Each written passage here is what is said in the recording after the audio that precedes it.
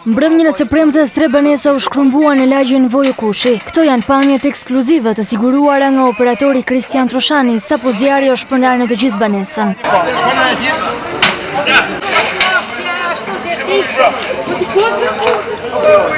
Të parë që ndërhyjnë ishin banorët me mjete rrethanore dhe efektivët e policisë. Banorët thrasin në mënyrë të dëshpëruar forcat e zjarrfikseve.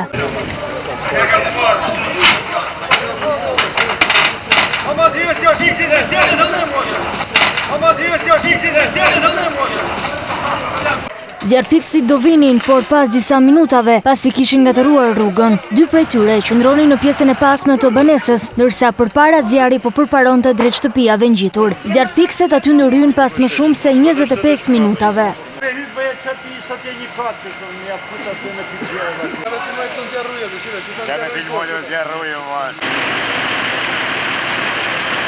Pas 24 orëve, në një komunikat për shtyp, zjarrfiksit hodhën poshtë pretendimet se kanë ndërhyrë pas gjysmore, por thanë se kanë vënuar për pak minuta, ndërsa theksuan shkaqet që mund t'i kenë vënuar. Ja, nuk është e vërtet dhe nuk e da pas as i penges përveç rrogisës ngushtë dhe kuptohet trafiku i cili është prezent në çdo në hyrje tonin, kuptohet si edhe bumet bajnë punën e vet. Kjo është vënesa si mund të bëjnë zjarrfiksit.